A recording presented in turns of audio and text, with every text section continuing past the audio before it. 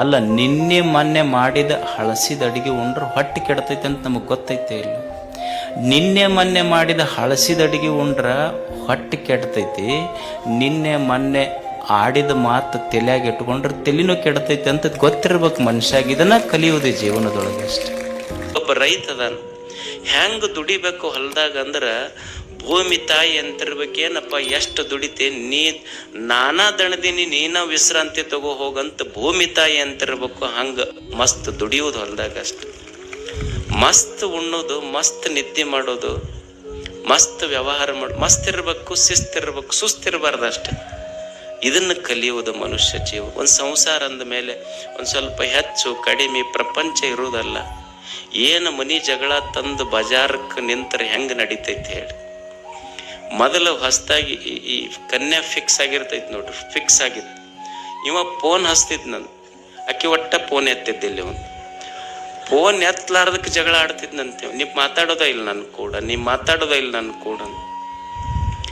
ಆಮೇಲೆ 1 ವರ್ಷ ಆತು ಮದುವೆ ಆಗಿ. ಆದ ಕೂಡಲೇ ಅನ್ನ ಹೆಂಡತಿಗೆ ಹಿಂದೆ ಕುಂದಿರ್ಸ್ಕೊಂಡು ಹೊಂಟಿದ್ದ ಹಂಪ್ಸಿಗೆ ಹೆಗರಿ ಬಿದ್ಲಕ್ಕಿ. ಇವನ ಬೀಳ್ಸಿದ್ನು, ಅದು ಬಿದ್ದ ಕೂಡಲೇ ದವಾಖಾನೆಗೆ ತಗೊಂಡು ಹೋದ. ಡಾಕ್ಟರ್ ಹೇಳಿದ್ರು, ಇಲ್ಲಪ್ಪ ಹಂಪ್ಸಿನ ಮೇಲೆ ಬಿದ್ದಾಳ, ತುಟಿಗೆ ಗಾಯ ಆಗೈತಿ, ಮ್ಯಾಲಿನ ತುಟಿಗೆ ಗಾಯ ಆಗೈತಿ. ಸರ್ ಏನು ಮಾಡ್ಬೇಕು? ಇಲ್ಲ, ಅದು ಮ್ಯಾಲಿನ ತುಟಿ ಹರಿದೈತಿ, ಹೊಲಿಗೆ ಹಾಕಬೇಕು ಅದಕ್ಕೆ. ಸರ್ ಕೈ ಮುಗಿತಿ, ನಿಮ್ಗೆ 2 ಕೂಡಿಸಿ ಹೊಲ್ದು ಬಿಟ್ರಿ. ಅದು ಹೊಲೆಯವ್ರು ಹೊಲಿತೀರಿ, 2 ಕೂಡಿಸಿ ಹೊಲ್ದು ಬಿಟ್ರಿ. ಅದಕ್ಕೆ ಹಿಂಗಾದ್ರೆ ಹೆಂಗ ಸಂಸಾರ? ಒಂದು ಹೆಚ್ಚ ಕಡಿಮೆ ಇದರ ಮಧ್ಯದೊಳಗನೆ ಇದು ಇರೋದ, ಇದು ಮುಗಿಯೋದಲ್ಲೇ. ಭಾಳ ಮಂದಿ ಬರ್ತಿರ್ತಾರೆ, ಅಪ್ಪ ಇದ್ರ ಕಾಲಾಗ ಸಾಕಾಗೈತಿ. ಯಾವಾಗ 60 ವರ್ಷಕ್ಕೆ ಇಷ್ಟು ದಿವಸ ತಿಳಿಲಿಲ್ಲ ನಿನಗೆ, ಉಳ್ದಾವ ಎಷ್ಟು ದಿವಸ ಈಗ ನಿನಗೆ? ತಿದ್ದರೆ ಏನು ಮಾಡವ, ತಿದ್ದಕ್ಕೆ ಹೋದ್ರೆ ಆಗೋದ ಬಿಡುದ? ಎಷ್ಟು ದಿವಸ ಕೊಟ್ಟಾನ ಅಷ್ಟು ಚಂದ ಶಿಸ್ತಾಗಿ ಬದುಕಿ ಹೋಗಿ ಬಿಡೋದಷ್ಟು. ಸ್ವಚ್ಛ ಇರಬೇಕು, ಸ್ವಸ್ಥ ಇರಬೇಕು, ಮಸ್ತ್ ಇರಬೇಕು. ಇಷ್ಟು ಇದ್ಕೊಂಡು ಹೋದ್ರೆ ಇಡೀ ಜೀವನವೇ ಒಂದು ಜಾತ್ರೆ ಆಗ್ತೈತೆ ಅಷ್ಟೇ. ಜಾತ್ರೆ ಅಂದ್ರೆ ವರ್ಷಕ್ಕೊಂಬರೋದಲ್ಲ, ಪ್ರತಿನಿತ್ಯವೂ ನಿತ್ಯೋತ್ಸವ ಆಗಬೇಕು. ಅದು ಜೀವನದ ಜಾತ್ರೆ, ಅದು ಅಷ್ಟೆ. ಹಾಗೆ ಅಂಥ ಒಂದು ಸುಂದರ ಬದುಕನ್ನು ಕಟ್ಟಿಕೊಳ್ಳುವುದಕ್ಕಾಗಿಯೇ ಇಲ್ಲಿ ಹಲವು ಜನ ಯತಿಗಳು, ವಿದ್ವಾಂಸರು, ಕಲಾವಿದರು ಎಲ್ಲೆಲ್ಲಿ ಅವರು ಬಂದಾರ ನೋಡ್ರಿ. ನಿಮಗೆಲ್ಲ ಭೇಟಿ ಆಗ್ಲಿಕ್ಕೆ ನಿಮ್ಮನ್ನು ನೋಡ್ಬೇಕನ್ನಿಸ್ತೈತೆ ಅವ್ರಿಗೆ. ಯಾಕಂದ್ರೆ ಇಷ್ಟು ಚಲೋ ಜನ, ಇಷ್ಟು ಲಕ್ಷ ಮಂದಿ ಕೂಡಿರಪ್ಪ. ನಿನ್ನೆ 8ರಿಂದ 10 ಲಕ್ಷ ಮಂದಿ ಕೂಡ್ಯಾರಂತಾರ. ಓಣ್ಯಾಗ 2 ಕಟ್ಟಿ ಮೇಲೆ ಕುಂತ್ರ ಹೊಡೆಪೆಟ್ಟಾಕೈತಿ. ಇಲ್ಲಿ 10 ಲಕ್ಷ ಮಂದಿ ಸೇರಿದ್ರು ಎಷ್ಟು ಶಾಂತ ಕುಂತಿರಲ್ಲ. ಇದು ನಿಜವಾದ ಭಾರತ, ಇದು ಅಷ್ಟೆ. ನಿಮಗೆಷ್ಟು ಹೊಗಳ್ಕೊಂತಿದ್ರು ಸುಮ್ಮಿರವ್ರು ನೀವು.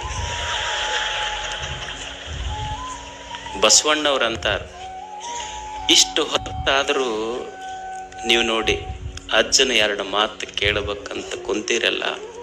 ಒಬ್ಬ ಸನ್ಯಾಸಿಗೆ, ಒಬ್ಬ ಸ್ವಾಮಿಗೆ ಇದಕ್ಕಿಂತ ದೊಡ್ಡ ಶ್ರೇಯಸ್ಸೇ ಯಾವುದು? ಒಂದು ಮಠ ಯಾವಾಗ ದೊಡ್ಡದಾಗ್ತೈತಿ, ಆ ಮಠಕ್ಕೆ 100 ಶಾಲೆ ಕಾಲೇಜುಗಳಿದ್ರ ಮಠ ದೊಡ್ಡದಾಗೋದಿಲ್ಲ. ಆ ಮಠಕ್ಕೆ 100 ಎಕರೆ ಜಮೀನಿದ್ರ ಆ ಮಠ ದೊಡ್ಡದಾಗೋದಿಲ್ಲ. ಆ ಮಠದೊಳಗೆ ಬಂಗಾರ ಬೆಳ್ಳಿ ಸಂಪತ್ತಿದ್ರ ಆ ಮಠ ದೊಡ್ಡದಾಗೋದಿಲ್ಲ. ಮಠದ ಸ್ವಾಮೀಜಿ ಯಾವಾಗ ದೊಡ್ಡವರಾಗ್ತಾರಂದ್ರೆ, ನಿಮ್ಮಂಥ ಭಕ್ತರು ನನ್ನಂಥ ಒಬ್ಬ ಸಣ್ಣ ಮನುಷ್ಯನಿಗೆ ನಿಮ್ಮ ಹೃದಯದೊಳಗೆ ಜಾಗ ಕೊಟ್ಟಿರಲ್ಲ, ಅದು ಬಹಳ ದೊಡ್ಡ ಅಷ್ಟೆ. ಇದೆಲ್ಲ ನಿಮ್ಮ ಪ್ರೇರಣೆಯಿಂದ ನಡೆದಿತ್ತು. ಇಷ್ಟು ಜನ ಇಷ್ಟು ಹೊತ್ತಾದರೂ ಶಾಂತ ರೀತಿಯಿಂದ ಮನಿ ಮರೆತು ಕುಂತೀರಿ ನೀವು. ಹೋಗಬೇಕಂತ ಲಕ್ಷ್ಯ ಬರುವಲ್ದು. ಮನಿ ಮರೆತು ಇಲ್ಲಿ ಕುಂತೀರಿ ನೀವು. ಈಗ ಎಲೆಕ್ಷನ್ ಬರ್ತಾವ ನೋಡ್ರಿ, ಹಿಂಗೆ ಏನ್ರ ಕೂಡಕ್ಕೆ ಸಾಧ್ಯ ಐತೆ? ನೀವು ಹೆಂಗೆ ಕುಂತೀರಿ ನೋಡ್ರಿ. ಯಾಕಂದ್ರೆ ನೀವು ತಂದವ್ರಲ್ಲ, ಇಲ್ಲಿ ಭಕ್ತಿಯಿಂದ ಬಂದವ್ರು, ಅದಕ್ಕೆ ಕುಂತೀರಿ. ಅವ್ರು ತಂದವ್ರಲ್ಲ, ನೀವು ಭಕ್ತಿಯಿಂದ ಬಂದಿದ್ದಕ್ಕಾಗಿ ಇದು ನಡೆದಿದೆ. ಶರಣರಂತಾರ, ಬಸವಣ್ಣವ್ರಂತಾರ, ದೇವರೆಲ್ಲದಾನ ಮಾಡುವ ನೀಡುವ ಭಕ್ತನ ಕಂಡಡೆ ನಿಧಿ ನಿಧಾನವ ಕಂಡಂತಾಯಿತು. ಏನು ದೇವರು ಅಂದ್ರೆ ಬರೇ ಗುಡಿಯೊಳಗಂತಲ್ಲ, ಏನು ದುಡ್ದಾನ ಸಮಾಜಕ್ಕಾಗಿ ದುಡಿಯುವುದು, ದುಡಿದಿದ್ರೊಳಗೊಂದಿಷ್ಟು ಸಮಾಜಕ್ಕೆ ಹಂಚಿ ಸಂತೋಷ ಪಡುವ ಮನುಷ್ಯನ ಹೃದಯದೊಳಗ ದೇವರದಾನ. ಅವನ ಮುಖ ನೋಡಿದ್ರೆ ಸಾಕು, ಕೂಡಲ ಸಂಗಮನನ್ನು ನೋಡಿದಷ್ಟು ಸಂತೋಷ. ಹೀಗೆ ಬದುಕುವುದು. ಅಂಥ ಜನ ಇಲ್ಲೆಲ್ಲ ಇದ್ದಾರೆ. ನಿಮ್ಮ ಪ್ರೇರಣೆಯಿಂದ ಈ ಜಾತ್ರೆ ಇಷ್ಟು ದೊಡ್ಡದಾಗಿ ಬೆಳೀತಿದೆ. ಸದಾ ಬೆಳಿಬೇಕು. ನನಗೆ ಜಾತ್ರೆ ಅಂದ್ರೆ ಏನೂ ಇಲ್ಲ, ನೀವು ಸಂತೋಷ ಪಟ್ರಿ ಅಂದ್ರೆ ಅದೇ ಜಾತ್ರೆ. ನಮಗೇನು ತೇರು ಎಳೆಯೋದು ಮುಖ್ಯ ಅಲ್ಲ, ನಿಮಗೆ ಜಾತ್ರೆ ಅದು ಅಷ್ಟೆ. ನೀವು ಸಂತೋಷವಾಗಿ ಜಾತ್ರೆ ಮಾಡೋದು, ಆನಂದವಾಗಿ ಉಣ್ಣೋದು, ಆನಂದವಾಗಿದ್ರಿ ಅಂದ್ರೆ ನಿಮಗೆ ಒಂದೇ ತೇರು ಅಷ್ಟೇ.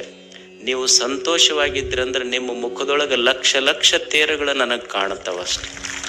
ನಿಮ್ಮ ಸಂತೋಷವೇ ಜಾತ್ರೆ. ಗವಿಸಿದ್ಧನಲ್ಲಿ ನನ್ನ ಪ್ರಾರ್ಥನೆ, ಈ ನಾಡಿನ ಭಕ್ತರೆಲ್ಲ ಸುಖಿಗಳಾಗಲಿ, ಅವರು ಸಂತೋಷವಾಗಿರಲಿ. ಆ ದಿವ್ಯ ಶಕ್ತಿ ಗವಿಸಿದ್ಧ ಅವರಿಗೆಲ್ಲ ಅನುಗ್ರಹಿಸಲಿ ಅಂತ ಹಾರೈಸಿ ನಮ್ಮ ಮಾತುಗಳನ್ನು ಮುಗಿಸ್ತಾ ಇದ್ದೀವಿ. ಶರಣ ಶರಣ.